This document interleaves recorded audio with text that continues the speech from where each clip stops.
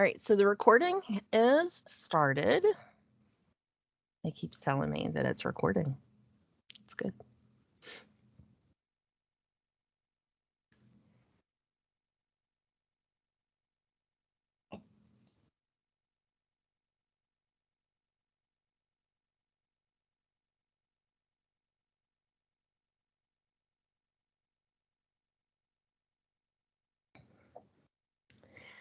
Okay, so what we're going to talk about today is the book How Humans Learn: The Science and Stories Behind Effective College Teaching. Wanted to cover kind of the first half of the book or so in this session, and then we're going to do another session in about a month where we can cover kind of the second half of the book, and then talk about all the connections that we want to make looking back at the book as a whole. And so, of course, one of the things that Josh Eyler does in this book is he starts off with the age-old question of what is learning, right? And really tries to talk about how we can quantify what is learning.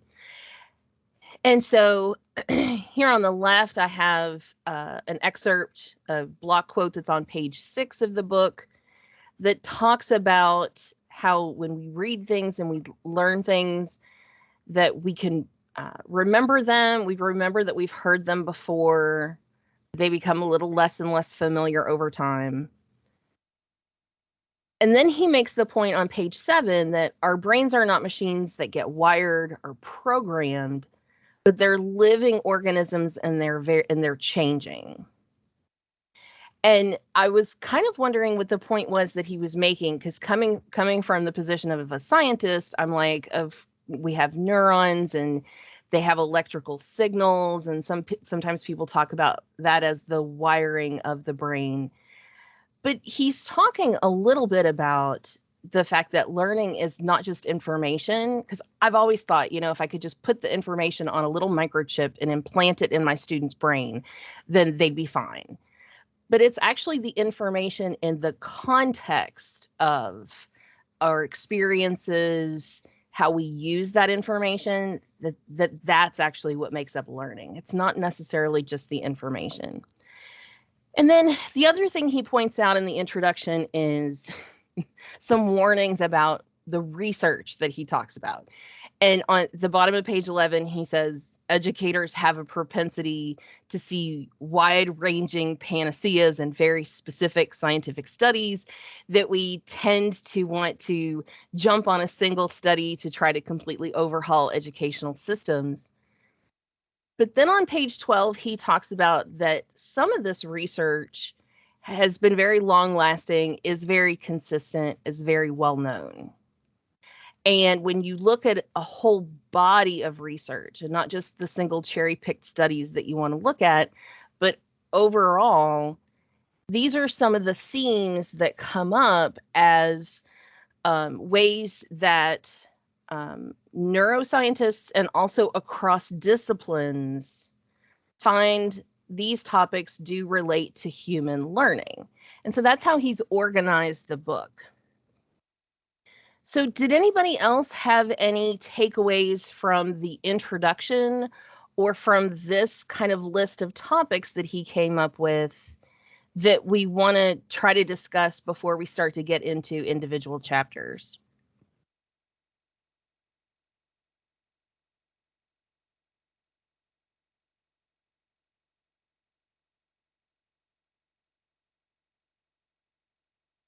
Go for it. Marilyn, you're muted if you're... That's okay.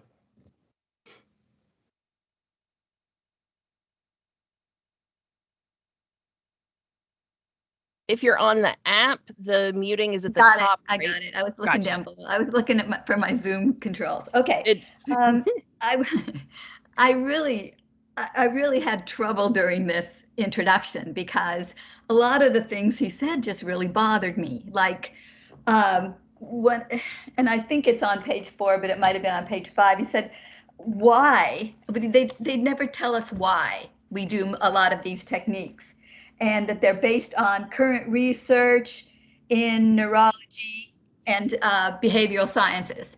And I'm thinking, the stuff I've read frequently tells us why, so I didn't think that was, all that, um, Helpful. yeah, credible. So I was really skeptical by the time I had gotten about 2/3 of the way into this introduction.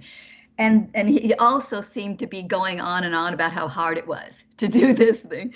But then I had a hard time choosing which book to do the book talk on. And by the time I finished my first chapter, the one on curiosity, I was so glad I got this book. But um, the other thing is, I really appreciate the structure of these chapters. I think that I like the takeaways. I like the immediate applications that are offered, as well as some of the stuff, some of his sources. They sound like interesting books to read in and of themselves. So I just wanted to say that. Thank Thank you you. for choosing this book. Well, when I first got it and started getting into it, I was like, wow, this book is really dense. And then I figured out kind of the pattern of his chapters. And about the first half is research based, where he's really throwing and not just neuroscience, across disciplines. He's pulling from evolutionary theory. He's even getting into some social sciences. But then about halfway through each chapter, he pivots to some more practical applications. And then he has the little boxes like you're talking about, and at the end the key takeaways. And I was like, okay, this is it. Because when I first started, I had really only read the introduction when I chose to do a book talk on this. And then I was like, oh God, what have I done? And what have I done to all these people? Because this book, it's kind of it's a lot. But then once I figured out the pattern, I was like, oh, okay, it's a lot, but it's not too much. So James says in the comments, failure is very important for learning, and it's not very accepted in our educational structure. And one of the things that I like about this book is it touches on topics I've heard about in a lot of different places that we're discussing kind of across the college. And in the QEP book circle for the Read and Succeed book, we talked a lot about giving students the space to try some new things out, to let them know that it's okay if it's not perfect the first time, and different ways to do that in a low stakes environment, because a lot of times we don't make a lot of room for that in our classes.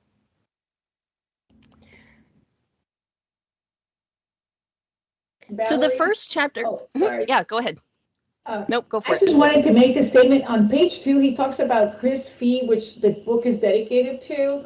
And I really like this quote when he said, Chris has this way of expecting that all of his students are going to do brilliant work. And therefore, he makes them believe that they're going to do brilliant work. And I think that's very important. If they fulfill your prophecy. If you tell a student to have confidence and believe that they can do it, I think that they will fulfill that prophecy. But if you go, oh, you're missing all this work, blah, blah, I think really they fulfill my prophecies when I do something like that. And I think that we all need to, that was it was on page 2. And I'm like, wow, I'm so glad I'm in this book group, because that was such a great quote right there. I think that's right. And I think a lot of times when we talk about different initiatives that we're going to try, or different things, we're very afraid of, like, oh, this is going to lower the bar. This is going to lower expectations. And I think having the high expectations for students is really important. And then letting them know that we believe they can get there. One of the last slides I have is a set of resources, and one of them is a podcast I listen to a lot called Teaching in Higher Ed.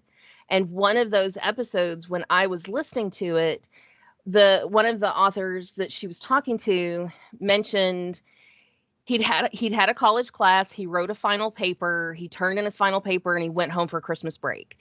And he got the paper in the mail with a big red A on it, but a note that said, "This was excellent work. but I know that you can do even better. Come and see me in the spring. And that author talked about how up until that point, he thought the point was to get good grades. He got an A on the paper, he got an A in the class. The class was over.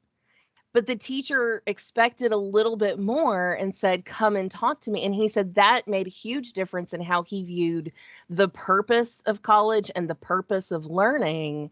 And I think it's those little things that we can do with students that can really have kind of a big impact. I'm so glad somebody else knows about it too. I thought it was a little hidden gem, so I was going to make sure. James Adams says in the chat that he loves that podcast. It's really good. She covers everything from faculty productivity to teaching and learning. It's like it's got everything in it that you could possibly want.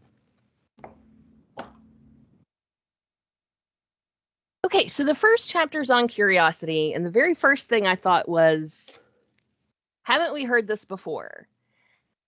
Last year, Dr. Davis did a book talk on James Lang's book, Distracted.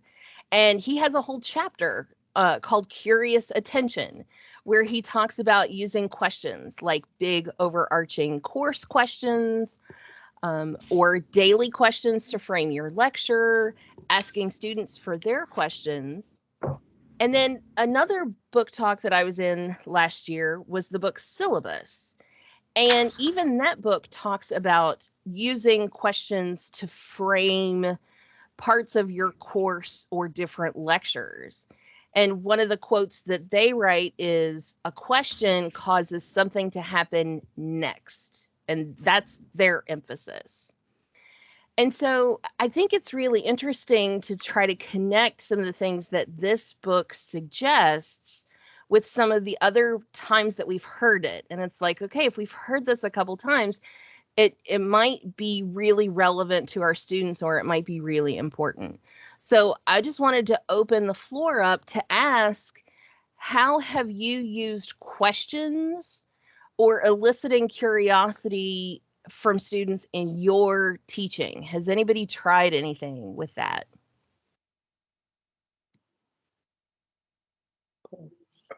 Good afternoon, everybody. Hey, Ron. I had trouble getting on for some reason. Oh, I'm sorry. No. I don't know. Stuff happens. My background really was as a journalist and a reporter, anchor person for NBC. So asking questions has always been kind of my background. I mean, that's kind of how I enter things.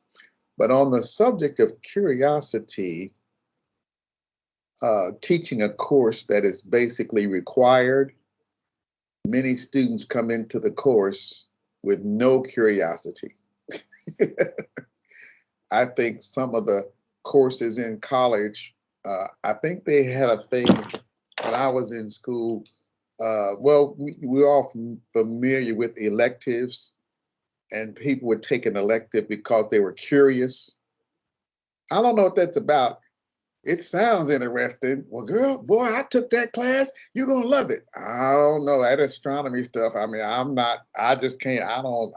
can't quite get with it.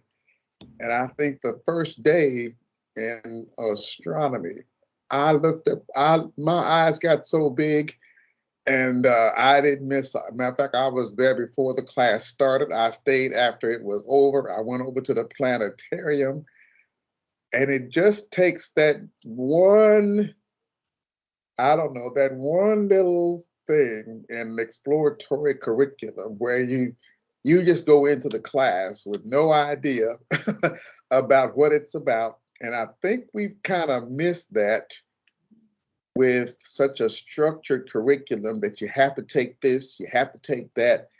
So where is the curiosity in higher education? Because we know in secondary, these are the courses you have to take. I mean, you don't get out of high school without history, without English, grammar, algebra, etc. You may, if you have an elective, I think my elective in high school was economics, which really I liked. But getting back to the topic at hand, it's just really hard to provoke curiosity in a course where the course is required. The students, in some cases, they really don't want to be there. I mean, public speaking, as you all know, is, and I think Donna could testify to this, it's just one of the most not rejected, but courses that the students would just, if they could get out of taking it, they would If get they out. had an option, they If they might had opt an out. option, that would not be a course that most of them would take. So in terms of asking questions and tying it to the courses that I teach, which is public speaking, I guess I usually begin with the idea, are there things in this country or in the country where you're from that you feel could really be changed to make the country better? How many of you all, even in this chat, how many of you all just feel that there's something that could be done about things that we're facing in America? I feel everybody would probably raise their hand. So that's the one curiosity question that I raise. And then I have them to write down what that is. And in most cases, that becomes the topic for their final persuasive speech. That's interesting. That's a really interesting That technique. one question sets them on a path. And of course, my end goal is to say that's what public speaking is all about. Introducing problems to solutions. Actually, this is Stacy. I actually do something very similar. Ron, we have things in common. I also teach one of those courses that's, required. And I think I probably do it better in my 102, English 102, than in 101. But I actually start off claiming that writing is a superpower, just like public speaking and being a great orator is a superpower. Great writing is also a superpower. And I use Spider-Man with great responsibility, with great power comes great responsibility, which, yes, I know is from Nietzsche. And we talk about this goal of that's the big question. How are you going to use your superpower to make the world a better place? But I get very specific and I give them the UN Global Sustainable Goals, the 17 sustainable goals that have been decided would make the world a better place. And we look at those and then they pick one and then we really dive into questions about them. So if no poverty, I'm sorry, I have gauze in my mouth. I had dental work. I apologize. I know I sound funny. If no poverty is the topic, then what are those big questions? Why haven't we solved the problem of poverty? What stands in the way of us solving that problem?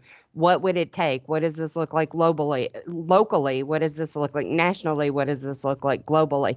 And again, Ron, just like you, the entire goal is that they will be able to answer that in some way in their final persuasive research paper. I mean, it's a very similar setup, but in circling back around to what Donna R said at the beginning, I always address students as writers. Good morning, writers. Good afternoon, writers, and just keep trying to convince them that they really do have this superpower to write and change the world. And that's how we do it. I don't know that it works for everybody, but I certainly think that some of them grasp it. Yeah. It works. Can you believe it? When I email my students, I always email them, well, greeting public speakers. And you all know that once people begin to see themselves as a writer, as a public speaker, as an interpersonal communicator, then they think, oh. That's amazing. Patricia, you had your hand up a few minutes ago. Did you have something you wanted to talk about? Okay. We heard you for a second and then. Okay.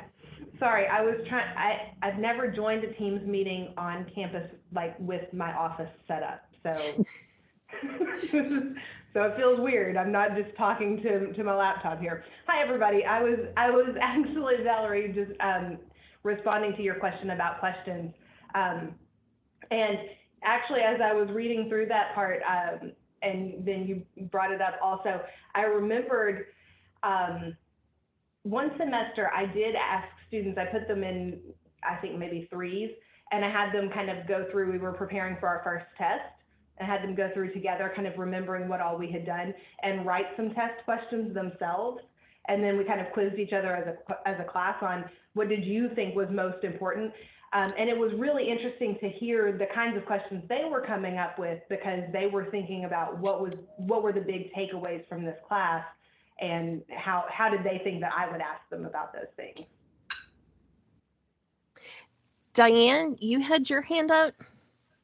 Yeah, I was just going to say that one of my favorite sort of exercises in terms of getting students to question things and analyze their responses had to do with taking a painting that that had some kind of story to it, but it was very unclear kind of what the story was that was being told or what the situation was. And I found them very curious about looking at that and trying to understand and piquing their curiosity about what this picture might be about and what were some of the details in it that were very strange and how could we interpret them. It was a picture called Village of the Mermaids. It's in, I think it's in the National Gallery, but at any rate, that was a fun assignment, and we ended up going into a lot of depth about how they were arriving at the initial impressions they were about it, because most of them didn't really think that they had thinking going on about things like that. But of course they did, because they had some immediate reactions. That's really interesting how questions can be used kind of across disciplines to help students kind of see their role as a thinker.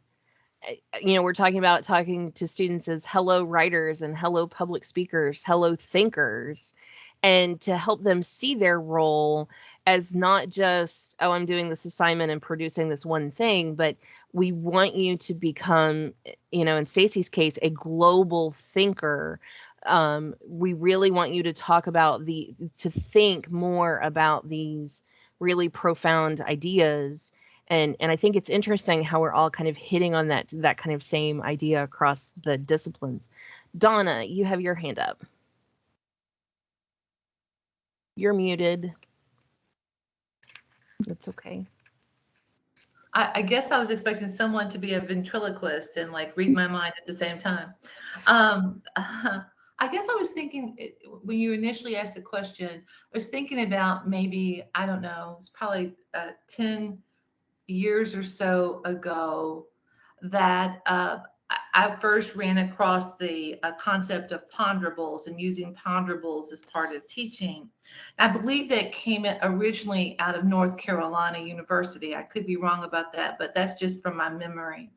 And so in the beginning, sort of like in the sort of rudimentary ways of using rhetorical questions, right, that you would have sort of like the germination of students' thought to sort of like crack open their curiosities.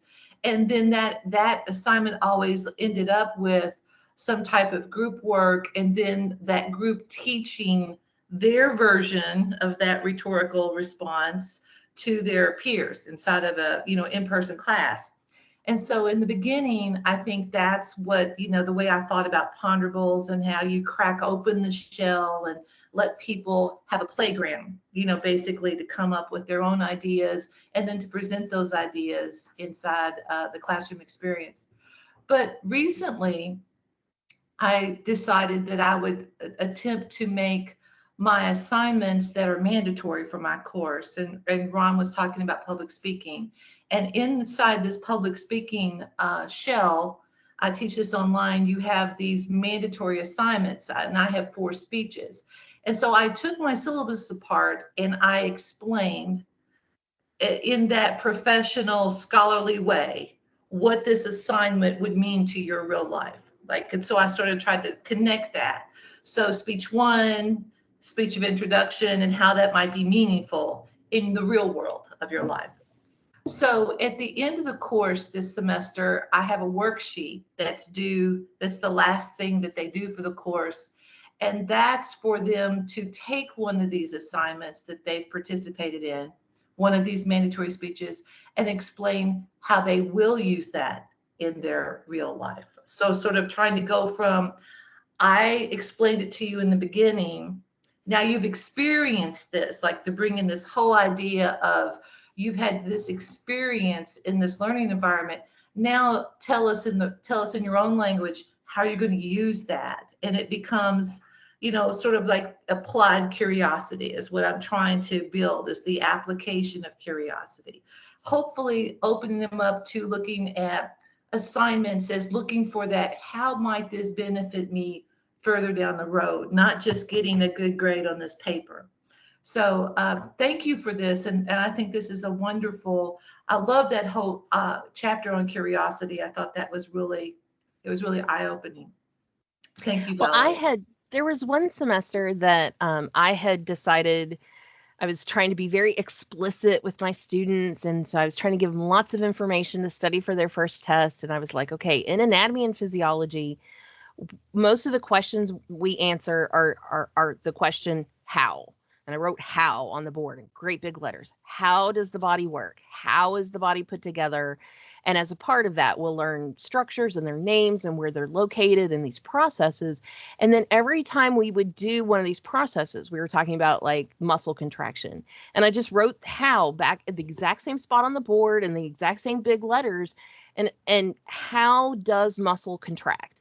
And it really, the first semester I implemented that, students seemed to better get a grasp of the physiological principles that we were talking about. It wasn't just you got to memorize muscle contraction, you got to memorize bone growth.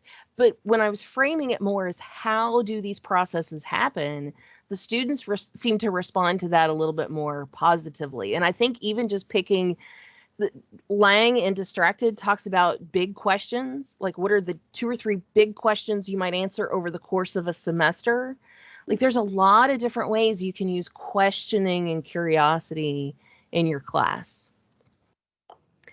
So one of the other things he talks about in this chapter is his advice is don't be scary. And he talks about it in this chapter, and he also talks about it in the chapter on emotion in chapter 3. And he talks in both places about how sometimes faculty can be intimidating to students. And if we want to evoke their curiosity, or if we want them to have positive emotions in our classes, sometimes we have to be really careful that we're not scary to them. And so one of the things I wanted to open this question up to the group and find out what everybody thinks about his idea of how can you not be scary to your students? How can your class not be scary? My class is scary. I just know that it is.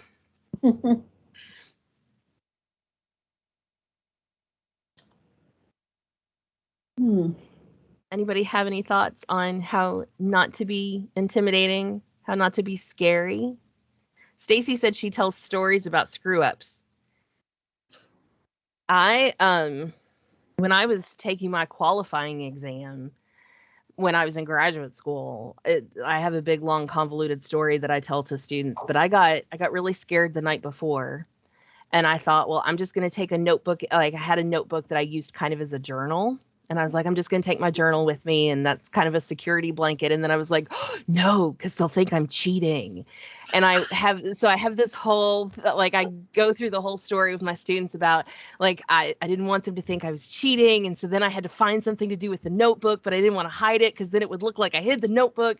And so just sharing some stories with students, especially with a little bit of humor, about we've all had those moments where we feel really stressed, we feel really panicked, we feel like our options are kind of limited, but like take a deep breath. And I think I think it's a humanizing thing to tell students your own stories sometimes. Elise says have a sense of humor. Autumn says smile. I think those are always really good suggestions. Learning names, I think, is super important. And that's something that's come up for me quite a bit because Lang talks about that in his book. Josh talks about it in this book somewhere, talks a little bit about learning names and doing the cardstock tense in front of you. But the episode of the podcast that I was listening to also talks about, they link to a resource that talks about learn the positive effect of learning student names in a great big biology course. So there's a lot of that suggestion that's going around to make sure that you learn their names, learn something identifying or interesting about them, just kind of make that personal connection. Remember that they're human and work from that understanding. Ron, when I my public speaking class, I've just always thought that was so important to learn names. And so what I used to do is each student would have to, like I said, they'd have to tell us something about their country and a problem. So student A would say so they have to introduce themselves to the class. So I would start with John, and John would say, my name is John, I'm from so-and-so, and my topic is so-and-so. Well, when I got to Mary, I would say, okay, thank you, John. And then Mary would introduce herself, and I would say, okay, Mary, let's hear from you. So while they're talking, I'm memorizing their name. John, Mary, third person, Jacob. So by the time we get around the room, I have basically said the person's name to myself over and over. So by the end of the class, I said, now let me just see if I've got everybody's name correct. And I would go around the room and I would call out every student's name and they would applaud. And they couldn't believe, you mean you learned everybody's name in one? And I said, well, see, while they were talking, I didn't write it down. I didn't have a map or a grid on my table. While they were talking, I would say, John, Mary, Jacob, John, Mary, Jacob, Allen, John, Mary, Jacob, Susan, John, Mary, Jacob, Paul. So by the time the class was over, I really didn't know their name. I just knew it was John, Mary, Paul. So by the next class, they would come in and I would say, now, what's your name again? Well, you learned my name Monday. How did you forget it? That's interesting. That's a good anecdote about contextual memory, about how we can like remember things in order, but sometimes we have to make the links to what we're actually like trying to remember that thing about. Okay, so the next chapter that he talks about is a chapter on sociality, is what he names the chapter, and he's talking a lot in this chapter about social learning and social interaction in our classrooms. And so when I first learned about social learning, I teach science, so I was learning about social learning as a component of science courses. And I first heard about Yuri Treisman, and he taught at Berkeley, right? So he teaches at this institution. He was teaching calculus and higher level math, and he was finding that there was kind of a disparity in the pass rate among his students, and his African American students were not passing the class at the same high rate as some of his other students. And he really wanted to try to delve into why that was. And the students that were most successful in his course were his Asian students. And I apologize because the website I took this from, he calls them Chinese students and the blacks. And so I apologize that his wording is a little bit offensive. But what he did find is when he did some social interventions with all the students in his class, that he was able to have all students passing his class at a really high rate. And what he did was he implemented kind of a social learning model. Now, this was my first experience with some actual published data that shows that there's a social learning component to teaching STEM skills. And even higher level critical thinking skills you can help students develop in these social learning contexts.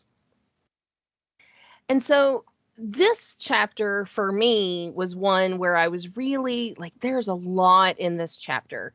And so the beginning part, he goes through the research and he really draws on a number of different areas. He does some evolutionary science. He talks about mirror neurons and neuroscience, but he also talks about play and storytelling.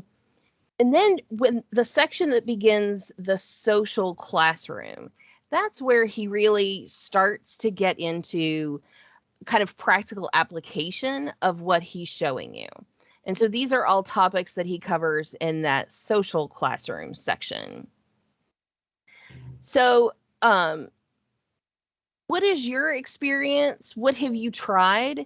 How have you tried to incorporate sociality in your classroom and teaching? Do you do any kind of peer instruction? Do you do anything with like storytelling? Do you have any collaborative learning exercises that you do? I just really wanted to kind of open this up to whatever the group wanted to talk about related to this sociality chapter.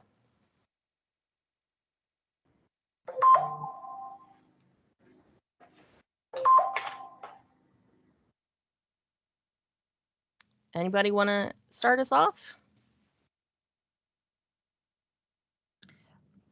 Valerie, this is Autumn.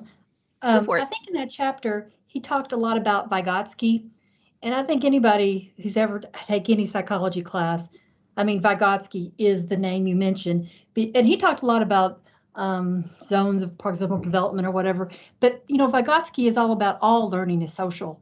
And the reason I have thought about this is that is the problem with the online classes is trying to make them more social when their very nature is not social, you know. And so I can't solve that problem, but I've thought about that problem before.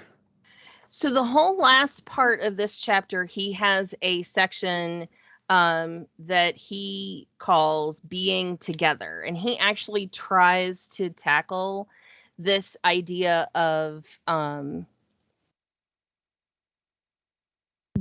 how to bring sociality into the online class. And he says that being in the same place matters for educational success, but there are ways that you can have people be quote unquote in the same place in an online class, and that doesn't even need to be synchronous. Now, he does on page 109 talks about online performance and that doesn't separate completely asynchronous from classes that have a synchronous component. But there are several different ways that I think that we can set up some online learning opportunities where students realize that they're in kind of a learning environment with other people, but they don't have to be there at the exact same place at the exact same time. And so there's lots of different ways to do kind of discussion boards have always been the classic one that we talk about. And there's even more, if you do a Google search, there's a number of new techniques that people have written about ways to adapt the traditional discussion board to not be quite so tedious as we sometimes think about it. You can have students kind of co-edit a document together, so they don't have to be working on the document at the same time, but they can see each other's comments or see each other's changes.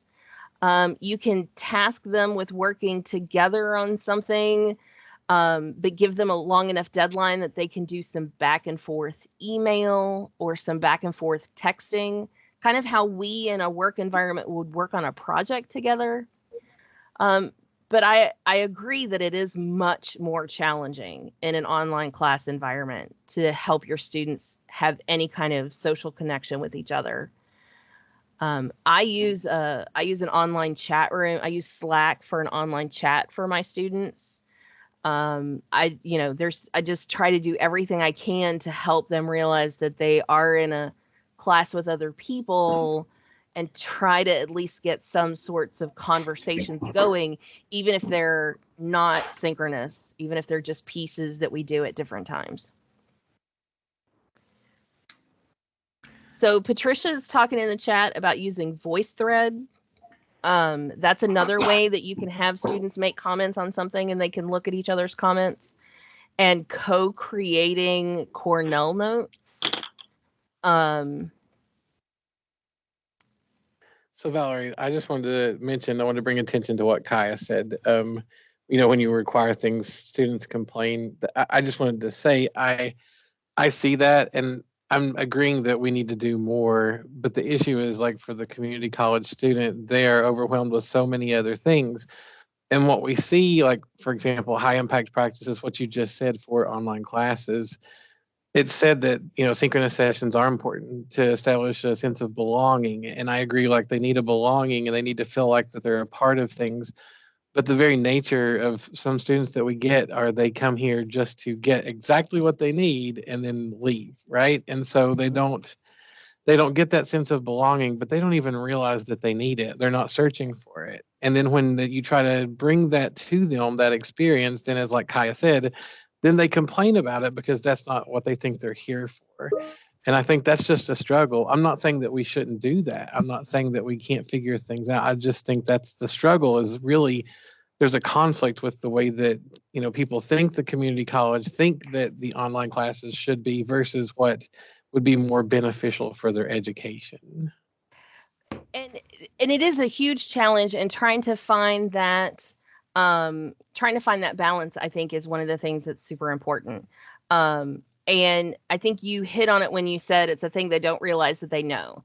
So there are times that we as we're reading books, we're reading this research, we are learning that this is a thing that human brains need, and bringing some of our expertise to the table sometimes means making them do something that they don't always want to do or aren't totally comfortable doing.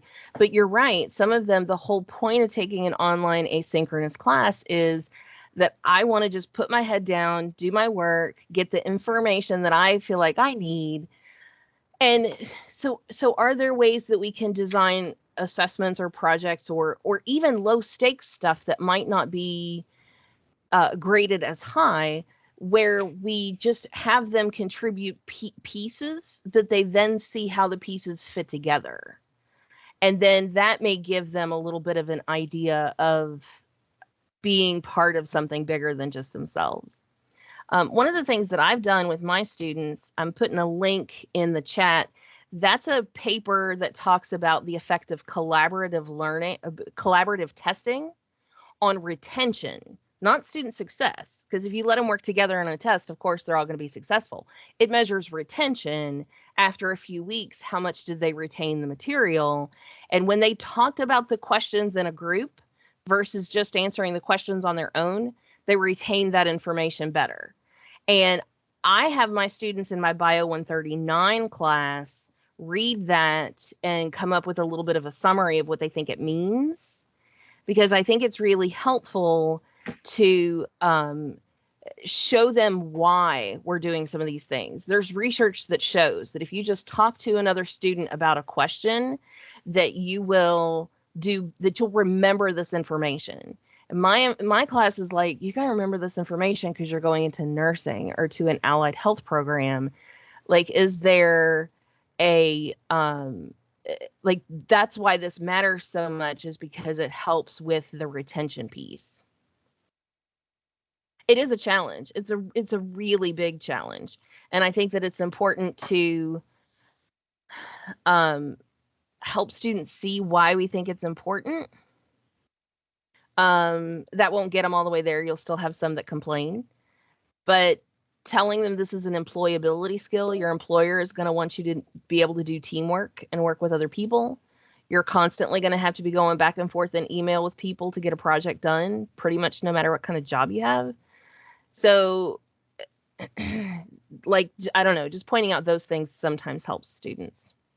Valerie, I don't know if you can see it, but I think Marilyn's had her hand up for a while and Donna Miller's hand's up now. Excellent. Thank you. I was just getting ready to open that back up and look at that. Marilyn, go ahead. Okay, well, I had a couple of considerations. I'm teaching a 12 weeks semester, a 12-week term. I'm also in a hybrid class. So these are students and it's a developmental reading course. So these are students who have challenges coming in, and they're late registrants, and they don't want to take the class. And I endorse what Ron said about that. So I have the one day a week to meet with them, and the first day I was trying to find a way to start building community, right? And I kept thinking back to this person, maybe it was a TED Talk, but I also read a book about introverts. And one of the things that they emphasized was, please don't give mini group work, right? And so we were talking about barriers to learning, and we were talking specifically about stress. So I asked them each to write down on a piece of paper what their most urgent stressor was at that point. And then I had them ball it all up and throw it at each other. And that's where I introduced a little bit of play. He mentions, I had to go back there and find it, but I think it's on page 107. He mentions how important play is. And but then then we shared them, and they were just reading what somebody else wrote. So there wasn't that fear of, public speaking so much. And I thought that that turned out well. But I really have some challenges there in terms of group thinking, group work. I appreciate the link you gave us. If you can just get them kind of in the same place at the same time, where they kind of have to listen to each other a little bit, and then they really start to realize that there's more similarities among them in the group than there are any differences that are obviously going to exist. Like, that could be a really profound moment for them. But how do we do that in an online class? How do we do that even in a synchronous session? People have their cameras off and people are muted. How to draw them into that little bit of a conversation that you think will help them make some connections is kind of hard. Donna, you've had your hand up. Got to get that hand down. Thank you, Valerie. I just wanted to share a couple of things, because I really struggle with this whole idea of how to create community, and how that community involves my students and their interactions with each other, but also their interactions with me and my interactions with them, both as individuals and as a class. So, I do a lot of work on the front end in my courses to develop a schedule that's as broad as I can possibly do for the first 2 weeks of the course, because the big challenge, as Brandon said, we're a commuter campus. We have thousands of students who have conflicting demands on their interest and time, and it's hard to cram this in. And as Brandon, I think you said quite poignantly, a lot of times they take this online class because they can't do all of these other things, and they just want this distilled version of whatever this scholastic truth is they're seeking, and a grade and complete my degree and move on. So the first 2 weeks, I build out a schedule that's pretty horrendous. I just tell you the truth up front. I'm not saying that people should do this. I'm just telling everyone what works for me. So from about the third day of the course, so the course opens up on Monday morning, and by Wednesday, you're able to come into a collaborate session and meet with me and 5 or 6 other students. Very small group, right? So I have that schedule built out from about 9:30, 10 o'clock in the morning until 11 o'clock at night. And so they're 1 hour increments for this schedule. And I give myself a block off in the middle of the afternoon where I can do all the things that I forgot to do, like biological needs must be met. And so I give myself like this downtime. Valerie's nodding her head because she knows what it's like. Like you get stuck in this. Oh, I forgot to give myself a bathroom break, eat lunch, be hydrated. Right. So anyway, Look out the window. exactly. So build out that afternoon break and then go into the evening for all of our people who work second shift, swing shift, multiple little part-time jobs that they're putting together. The main thing is you pick the day and time that works for you, and people can gel around that time. So you have people who can at least fit that time in, their childcare, all of that stuff in. So I go over my course. The first 2 weeks, I explain how to navigate the course. I explain the goals, my expectations for your participation. I explain all of those things that we would normally do in the first class meeting or 2 in a normal in-person course. But then I check all of their technology. I make sure that everything's working, that they can see each other, that they can talk with each other, that they know how to use Collaborate. And I end it with, okay, now we're going to accomplish one of our public speaking goals.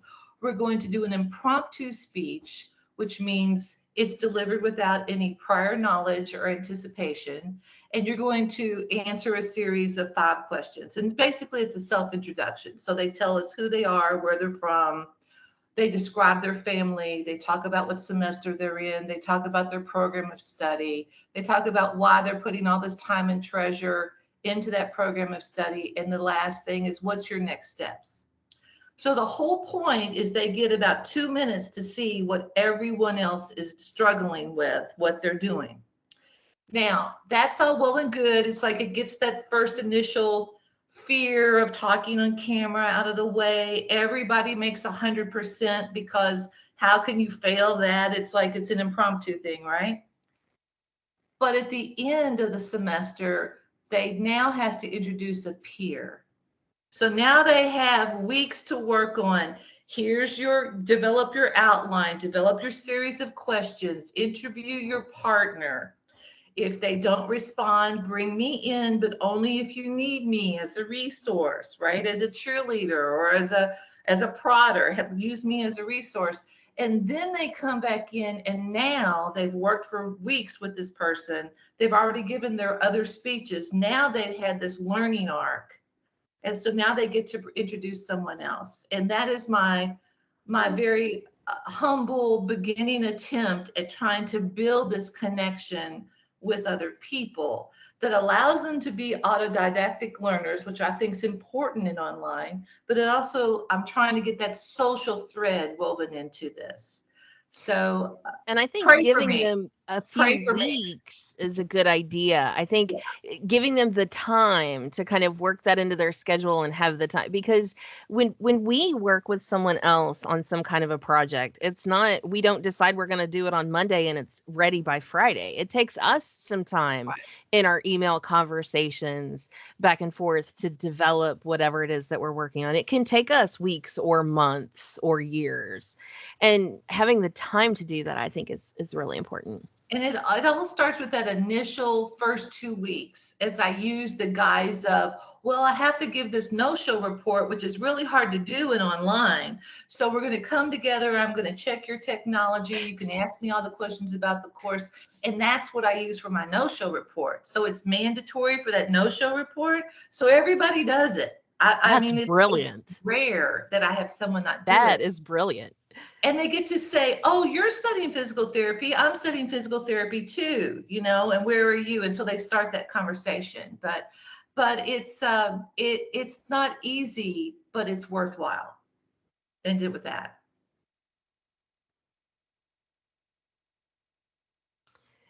Diane, I saw you unmuted. Did you have something you wanted to contribute? No, I'm just listening. Okay, excellent. I just saw you light up, and I just wanted to make sure that I included everybody that had feedback on that. I just think again about how the perception of people who aren't involved in this is that online is easier and takes less time. Right. Everybody thinks that, and then when they do it, they can start to see how the sausage gets made. Right. This is Yep. Go ahead. I think on this sociality discussion, my attempt at sociality. Yeah. I'm struggling with it too. I teach public speaking, right? Okay. We all remember the idea of taking the class out of rows and putting students in circles to establish some equality between the members. Well, our department went and bought tables, so I wasn't able to put the class members in a circle, and I didn't see in the book where even the architecture of a room, the paint, the comfortableness of the chairs, even for our accessibility students. I had a student to come in this semester, and he had his wheelchair, and he did good getting around. And he said, "Can I use part of your desk?" I said, "Why, sure." So I had maintenance to bring over a desk for him, so he would feel comfortable and feel part of the class. And then one of my other students, for whom we're using an interpreter, she was sitting in a section where nobody was sitting. So I asked the interpreter to have her to move over into the section with the rest of the class so that she would feel a part of the class and not feel like, well, I'm over here and they're over there.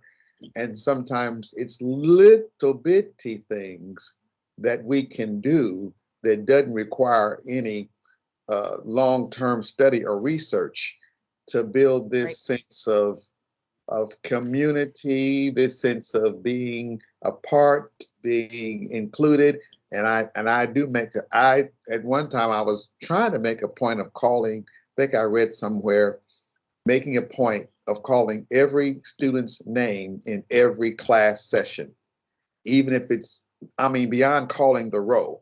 Right. And when I have students to address each other, and I'll say, "What do you feel about that?" "Well, I feel the same way she feels." I said, well, tell him your name so he can know who you are. She'll say, "Well, I'm Susan." "Well, I feel the same way Susan feels." So then the students begin to see the importance of knowing persons' names as opposed to that lady over there, or I like what she said, or I agree with you. Well, that's fine for me. But there's a little more that probably could have been included in the chapter in terms of some of the things that we know as educators that tend to help students to feel a part. If they feel a part, they're more likely going to participate. So Lang talks about that in his book, Distracted. He talks about the makeup of the classroom. And if you're in one of those traditional lecture halls with the seats bolted to the floor, at least as a faculty member, you could move around the room and draw students' attention to different areas of the room. But the layout of the room does contribute to engaging with your students and their attention and their learning.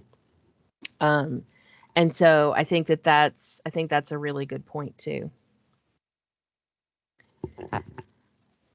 Okay, so I had kind of, when I was first trying to set this up, I was wondering if I should put chapter 3 with this talk, or we're going to have a second meeting in about a month where we do the rest of the book, and I wasn't sure. So I went ahead and I just kind of stuck it with these first few chapters that we're looking at. And a lot of what he talks about in chapter 3 is kind of mirrored in some of the other chapters that we talked through.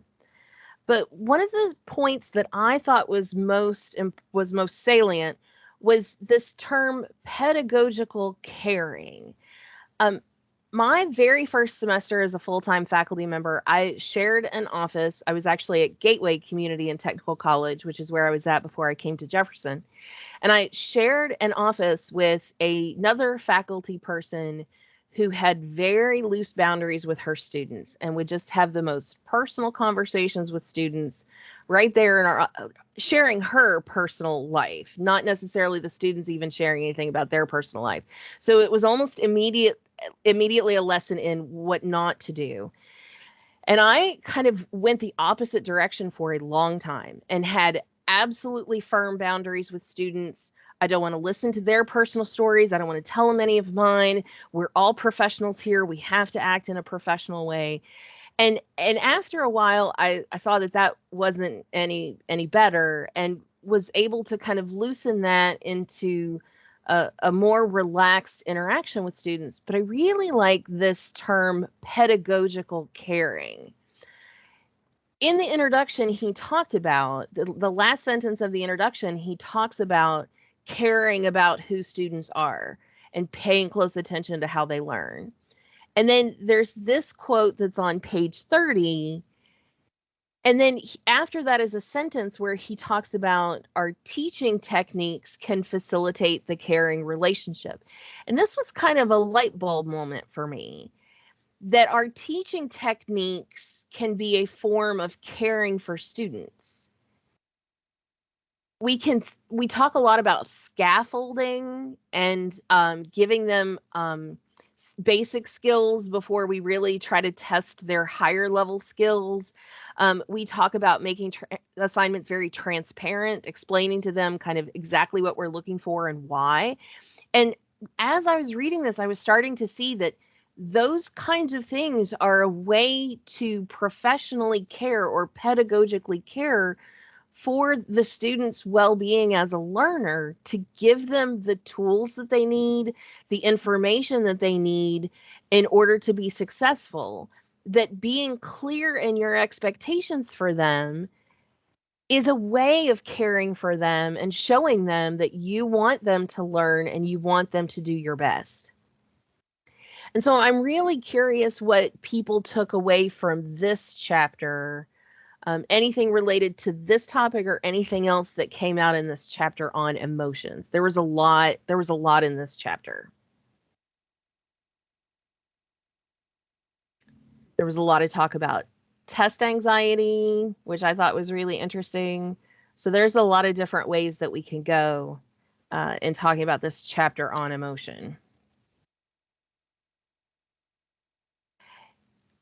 Autumn mentions not getting quite this far, and that's okay. We've already talked about how this book was really dense. So you have some stuff to look forward to. Donna puts in the chat, that's a really interesting point, that pedagogical caring can include building the elements necessary for student agency, for a student to kind of have their own agency in your classroom. This, Valerie, it's Stacy.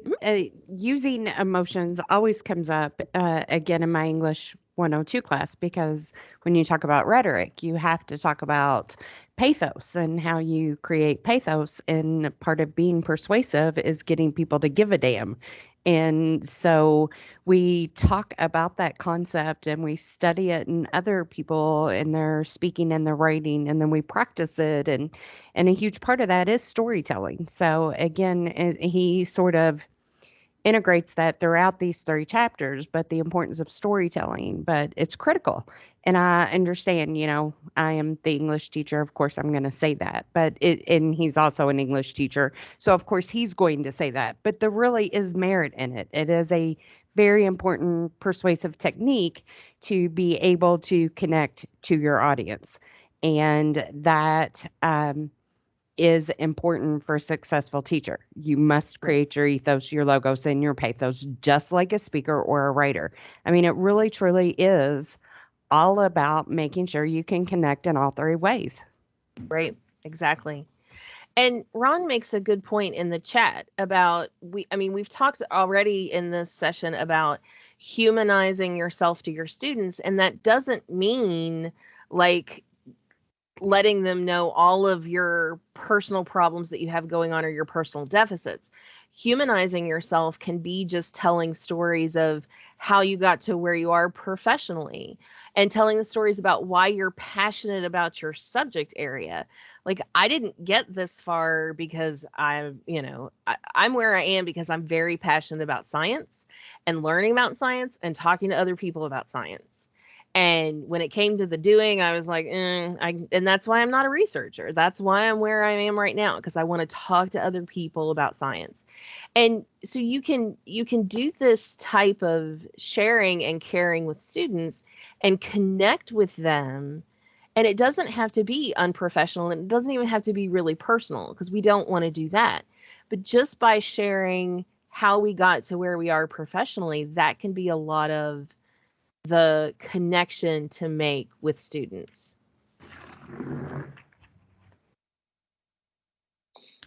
Valerie? Yeah, go for it. I'd just like to share this, go back to page 125, the section on the role of emotion in classroom. He quotes Amordio Yang, who starkly underscores the dangers for us in ignoring emotions and just thinking about the classroom as an intellectual environment.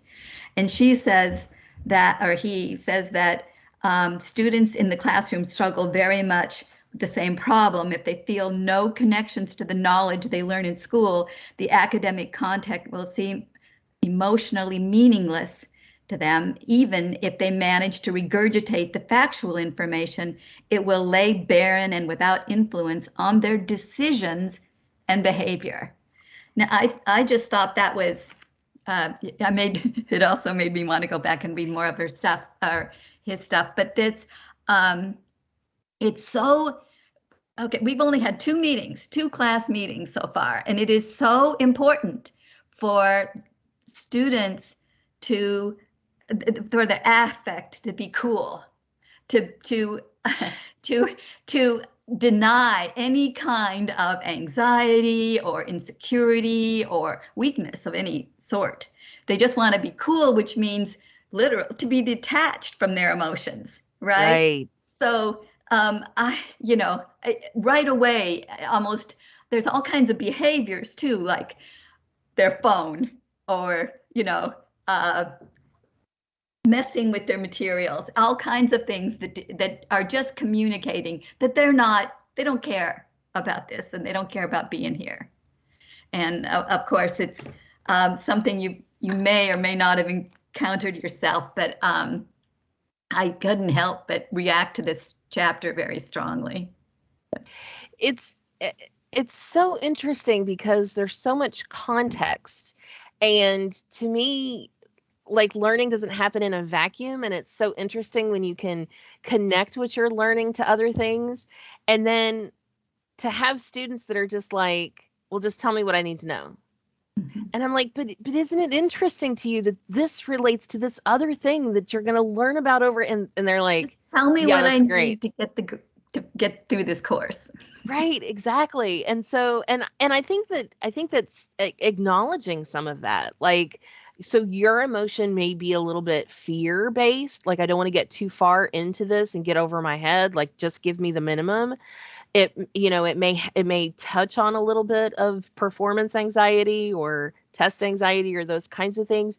Or it may it may be part of, well, I have so much other things going on in my life that I've got to minimize the attention I give over here. And just to let students know that, like, okay, but this, when you're ready for it, this is going to blow your mind. When you're ready for it, this is going to be amazing. Kaya's question, will this be on the exam? And it is, I mean, it's a I have moments when I'm like, okay, what's the minimum I need to do on this thing to meet this because it's not high on my radar. It doesn't have me engaged.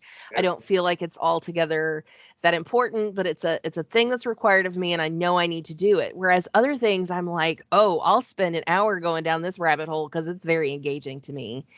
And I think that it's interesting to think about ways that we could kind of elicit that more in students, like get them to switch from one mode to the other. I look at the emotions from I guess, a more personal kind of attaching emotions to human. Mm-hmm. And I'll just tell you two short things. One, when we get to starting on our persuasive speeches where they've selected a topic, then just to give you two examples of emotions. One student said he didn't think that white people owed black people anything when it came to reparations. He wasn't there, he didn't do it, and he shouldn't be held responsible for it. And of course, I applauded him for speaking up and feeling comfortable with sharing that with the class. Now, those are the kind of emotions I'm thinking about. Right. If we get the strong students ones. to, one, feel passionate enough about something, and then feel comfortable enough to share it, not, me being black, he being Caucasian. For him, he probably thought I would have said, well, what? Ron, you just got muted. I think you hit something accidentally and you muted yourself. See, that's how emotional I get with some stuff. You were passionate there, and I want to hear it.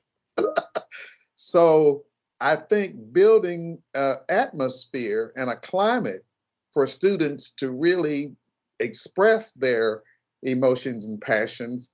And then this is going to trip you out. I had an African-American student tell me he didn't think women ought to work. His great-grandmother didn't work. His grandmother didn't work. His mother didn't work. And he was not going to let his wife work. But my point is that he felt that emotion so strongly that I really felt good about the fact that the students could bring their emotions to class and not feel like I would, in some cases, I would even play the devil's advocate, and I would say, well, what if your wife gets a PhD and, graduates from school? No. And this was his rationale. His dad took care of his mom. His grandfather took care of his grandmother. And as far as he knew, his great grandfather none of the women that he knew in his family had worked because their male husband took care of them. And he took that as his responsibility to take care of his wife and his family. He would work and supply the family needs. And so the class applauded them for that. You know what I'm saying? And I said, well, right. We just hope that you marry or choose a partner that feels the same way. Right. Otherwise, you may have to expand your horizons if they don't. Breakfast. Right. Exactly. But I do like the idea, but I try to pick out things in the book that weren't necessarily discussed and see that the book can't cover everything. That's why we have these discussions. So I appreciate you all's patience with that. That makes sense. Okay, so the next thing I have is just to kind of think about some of the connections between these chapters. And so how are curiosity and sociality related? How are sociality and emotion related? How are curiosity and emotion related? And then what's at the intersection of these? Because then the next time we're going to add on the authenticity piece and the failure piece and kind of expand this. But does anybody have any thought? We've got about 15 minutes left. Anybody have any thoughts about any overarching themes, any threads that you saw running through all these chapters, or what kind of connections can we make with all of this information? Valerie, this is Autumn. I really see the connection between curiosity and I'm going to struggle too, sociality related, simply because just like in my own experience, like just teaching strategies, I'm not all that curious. I don't really go out on my own, but when I talk to other people and they try something, I'll be like, I want to try that too. And if that happens just me, I mean, it's not just teaching, but it's like restaurants or, whatever people talk about, it makes you curious more about it. And so, how to manifest that in the classroom is harder, but I know that's true just for my everyday life. It is. It's really interesting how much just hearing someone else talk about something that they've heard about or learned about or know about can really pique your own curiosity. And you're like, now I want to really try that because, and I think that that just goes back to kind of how we're hardwired from, but it makes sense that something that we would not necessarily seek out on our own would be something that, given the endorsement of another person, would be something that we would then start to go look at. So Stacy brings up something that's been bugging me about this whole book. I would agree curiosity is an emotion.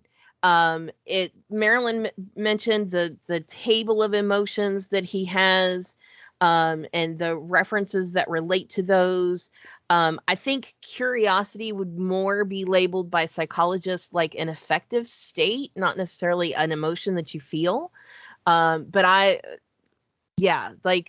think curiosity is an emotion that you can experience. It's definitely a motivator, right? And lots of our emotions are things that motivate us. So, Well, not to put too fine of a point on it, but had he presented curiosity as an action as opposed to a feeling, state then of we would not being, have yes. this problem. I will let you provide that feedback to the author. Okay, well, let me show you a couple of resources that I have. I'm going to make sure that everybody who's here gets a copy of this PowerPoint because it's got some links in it in case you want to actually just click on the links. But there's a couple of websites that I wanted to make sure that everybody was aware of because they also talk a little bit more about how curiosity is involved in learning, using questions to frame learning, that kind of thing. And one of those is a website called retrievalpractice.org. And another one is learningscientists.org. And they talk a lot about retrieval practice and space practice in that website, as well as like interleaving and lots of other topics. Both of these have free downloads, so you can go and you can get lots of free resources. They're not just selling you a book. You know how there's websites where they're just selling you a book. There's actually some good free resources at both of those. And then I also wanted to plug this podcast that I listen to a lot, Teaching in Higher Ed. Josh Eyler in this book talks a lot about Sarah Rose Kavanaugh. And so this is a website where she was featured. But here's one that talks about reducing fear in learning contexts. Here's one that talks about relationship-rich education. And then if you want to hear from Josh Eyler himself, he's been on 3 episodes of that podcast. Here's one where he's talking about creativity and curiosity in teaching lessons from Pixar. He gave a talk at Southern Utah University that's about an hour long that's linked here. And then he was also part of something called the Future Trends Forum, and that's linked here. So we have about 10 minutes left. What else? What other burning topics? Randy Davis has his hand up. Dr. Davis, go ahead. Yeah, I just wanted to say in terms of your question about, the sort of overlapping of the three topics of the chapters, I think what it indicates to me, and then the other 2 chapters, is this idea that the research is showing that you have to treat the classroom, whether that's whatever the modality happens to be, and students in a holistic way. And we have to look at people in holistic ways. And so it's all those things overlap. So curiosity obviously overlaps with all the other 2 and is going to overlap with authenticity and failure, I'm guessing. I mean, they're all connected. And I think that's sort of the point that he's trying to make in the end. I'm reading this other book that I'm going to do a book talk on, geeky pedagogy, and she's talking about similar things. She calls them slightly different things, but a lot of it's the same sort of stuff. She's just framing it in a different way and talking about it in a different way and maybe uses different terminology. But I think that's what's happening is the research is showing that we have to look at the students and look at the classroom in this very holistic way and realize that it includes all these sort of interconnected factors, and that you have to understand all those as an instructor. Yes, I think that's a really great point. And I actually got a copy of Geeky Pedagogy because I'm going to come to your book talk too. And when I opened it up, I was like, "Ooh, I think this is actually the book that I thought How Humans Learn was going to be." And I think they're going to fit really well together. And then Carolyn Reisner is working on one that's a book that's also very similar. And she and I talked briefly about how there's parts of this that relate to distracted, that are going to relate to geeky pedagogy, that are going to relate to her book that she's going to talk about. And I think we're going to find these threads repeated. And I think that that just lends a lot of emphasis to them, that they are important and we need to kind of pay attention to them or think more about them, and how we can really start to incorporate them into our classrooms with our students.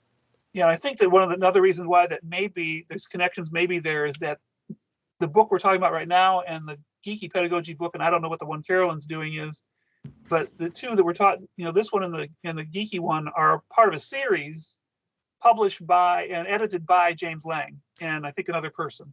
Yes. So it's not surprising in a way that they would relate to Distracted and they would relate to each other because they're all part of the same series, I think. There's a name for it, and you probably have it there, but I think he's one of the editors of the series, if I'm not mistaken.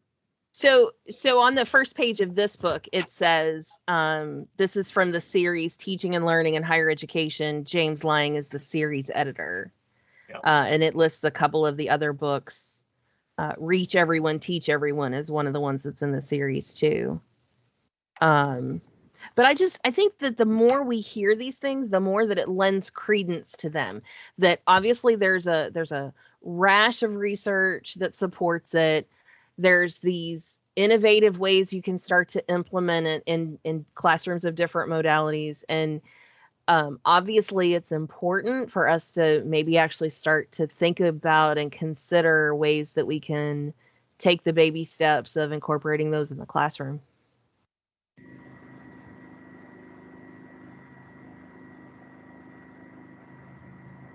I think it's interesting. I get excited when stuff all fits together, and I make connections between things that I've heard in different places and read in different places. That, like, that's a thing that charges up my brain. So I think it's exciting that we are seeing a lot of connections and overlap, and all of these books are research based and research supported, right? They aren't just ideas that someone came up with out in the woods somewhere.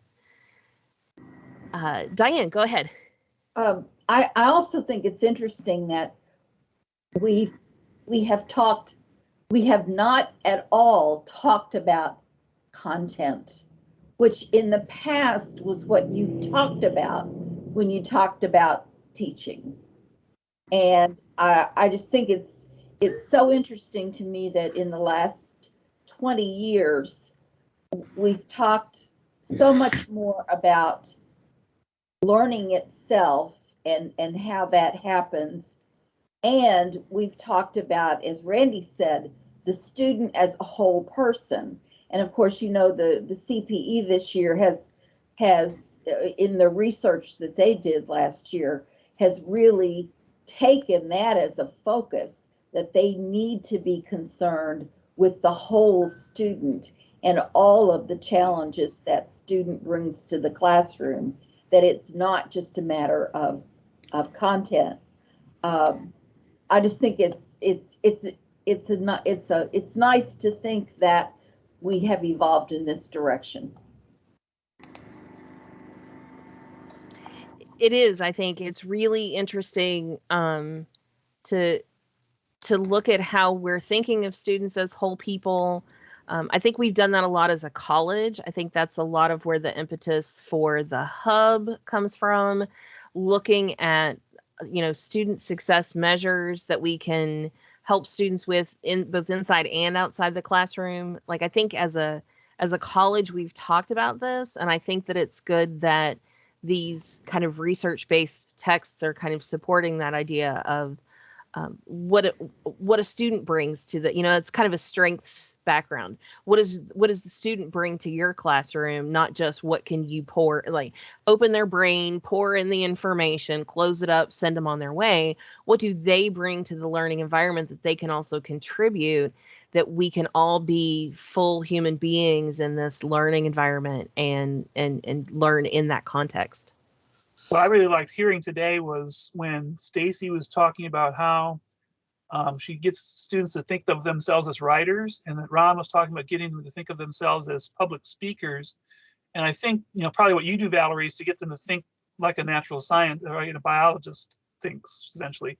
And I think that's what really what we should be doing in a lot of our classes is, and it's goes to Diane's point about the content is somewhat secondary in a way, and that you're really trying to get the students to think in a way, and to think of themselves as how to see the world from these various perspectives, as a writer, as a public speaker, as a natural scientist, as a social scientist, as a reader, whatever it may be, as a healthcare worker, whatever it might be, depending on the class, obviously. So that's really encouraging to me, because that's less about the content and more about other things. The content obviously is important, but it's that other part's, I think, really important as well.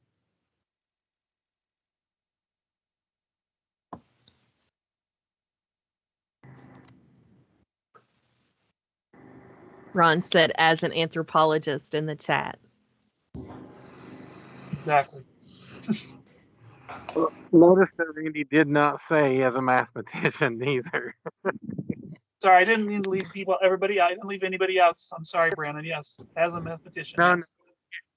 No, Randy, it's a joke, and I just say that because most people don't view themselves as mathematicians. Most, but it's just a joke.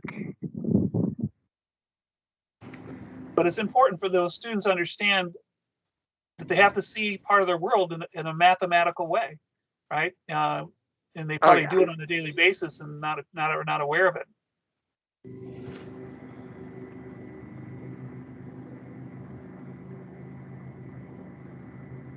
Okay, any other last comments? Is there anything else anybody wants to add to the end of this first session? And then the next time we'll do a few more chapters and start to put everything together. I think Marilyn had her hand up for a while. Marilyn, did you have her hand up?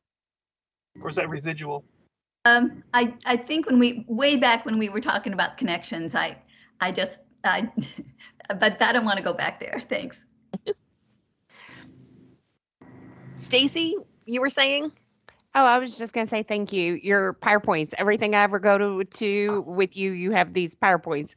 So, I'm the one everybody always says is scary. You are scaring me now. I am intimidated. You are my hero. I'm going to do better with PowerPoint. Thank you for leading us. I was a little nervous because I thought, we have an hour and a half. What if nobody talks? And then I was like, well, Stacy's coming. And Donna's coming, and there's a couple people there that I know that I can get to talk. And so it's not all me. It's this whole group contributing to this discussion that I think is really good. I just wanted to kind of frame it a little bit so that we could have some structure.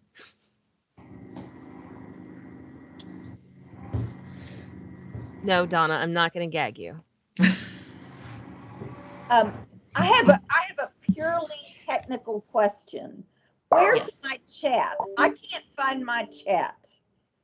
So I've been having a weird thing happen with Microsoft Teams. There's been a couple meetings that I've gone into that I don't have a chat bubble. I don't have a chat bubble anywhere. If you have it, it should be right next to your little people. You should have two people that says show participants, and it should be next to that. But I think there's some weird glitch because I was. Diane? Huh? Are you on a computer or your mobile device? I'm on my computer at work. So I can't figure it out. I've got the two little people, and then I've got the thing with where you can raise your hand, and then I can't, under more actions, I can't find a chat. I can't find anything that opens the chat box. So I was in a meeting the other day, and that had happened to me, and they had said, oh, you must have come in as a guest, and I was like, no, I clicked the link in my calendar that said join. I didn't come in as a guest. And we could not figure out. So it's a little, I think it's Teams just being a little glitchy for some people. See if you can minimize the meeting window, Diane, and there should be a Teams window behind it. And see if you have any numbers on the chat option on the left. If you do, that's the chat for this meeting. Okay. Let me I'm gonna tag you, Diane, in a thing and see if it pops up in the team app chat.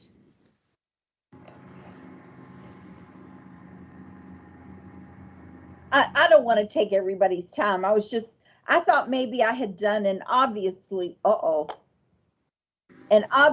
stupid thing that could be remedied. No, I think it's just periodically happening because, like I said, it happened to me in a meeting that it shouldn't have, and nobody in that meeting had an answer for me either. They were just reading the chat to me when it was relevant. Okay. All right. Thank you. Well, I will make sure. I actually have to pick up my daughter from dance here in just a little bit, so it won't be right away. But I have a list of everybody who's here, and I'm going to make sure to send this PowerPoint out to everybody. My amazing PowerPoint that Stacy loves so much, because it has some of those links at the end that you might be interested in. So Thank you guys so much for being here today. I really appreciate the good conversation. This is really great. It's just an example of learning when we all get together. Thank you, Valerie. Thank you.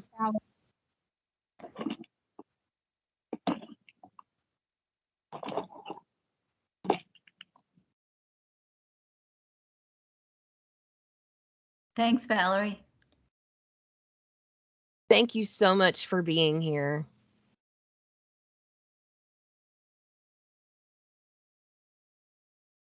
I should probably turn off the recording.